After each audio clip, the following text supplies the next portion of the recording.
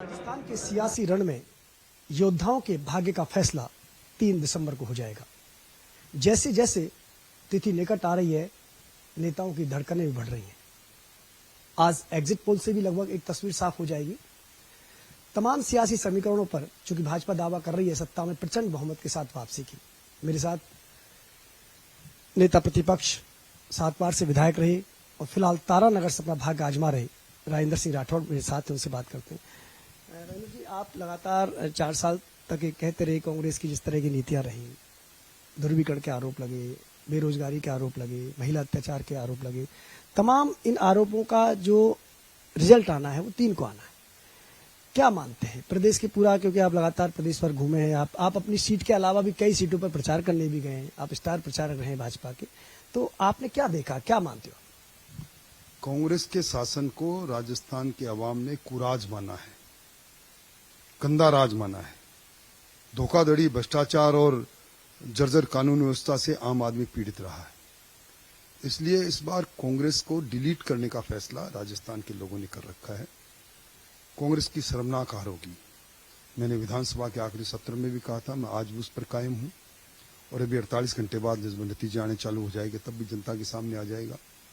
इन्होंने बहुत कोशिश की थी कि रेवड़ियां बांट के, और चुनाव के 4 महीने पहले उन्होंने महंगाई राहत के नाम पर कई बातें कही, पर कोई भी चीज जनता में पैठ नहीं बना पाई, साख नहीं बना पाई। और जनता, ये जनता है, ये सब जानती है, जनता सब जान गई। आपकी इन चुनाव में अदावत भी देखने को मिली, गोविंद सिंह डोटासरा और आपके बीच लगातार बयानबाजी हुई और पिछले करीब 1 साल में तो बहुत तेज हो गई थी। वो कह रही थी कि आप किसी सीट पर फंस जाएंगे, आप कह रहे थे इस बार आप मैदान में आ जाना, और आपने कहा कि चुनाव है तो पता भी लग जाएगा।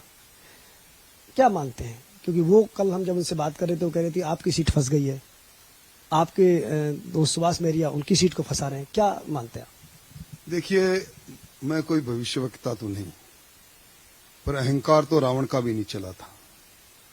राजस्थान की जनता बड़बोलापन और गंदी जबान को कभी बर्दाश्त नहीं करती। इनके बड़बोलापन, इनका अहंकार, इनका भाई भतीजावाद और जिस प्रकार नौकरियों की लूट में ये खुद सक्रिय रहे, वो सब लोग जो लोगों के सामने है। नतीजा आएगा, मेरा विजय रथ रुकता है या ये डिलीट होते हैं, इस बात सामने आ जाएगी। पीएम मोदी के लगातार दौरे हुए, हम जहां गए वहां ये भी तस्वीर बड़ा असर उन दौरों का पड़ा, लेकिन क्या आपने जैसे एक स्ट्रेटजी अपनाई इस बार चुनावों में कि एक भी मुस्लिम प्रत्याशी को मैदान में नहीं उतारा, तो क्या सीटों का, वोटों का ध्रुवीकरण हो पाया?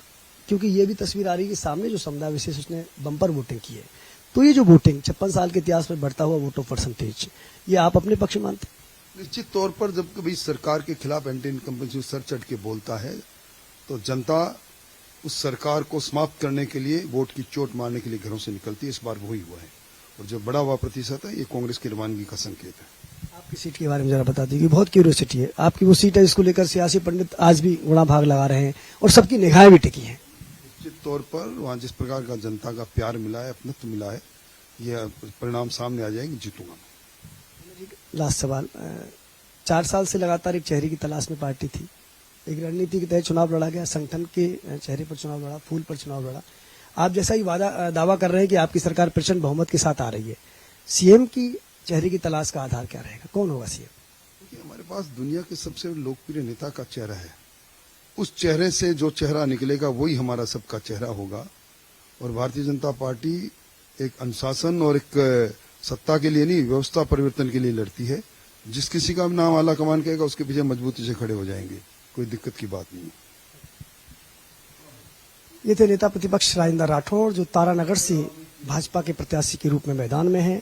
वो खुद अपनी सीट के प्रति और भारतीय जनता पार्टी के प्रचंड बहुमत से सत्ता में आने के प्रति आश्वस्त नजर आ रहे हैं।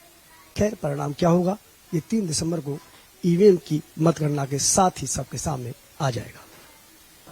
वीडियो जर्नलिस्ट त्रिलोक के साथ लाल सिंह फौजदार, सच बेधड़क, जयपुर।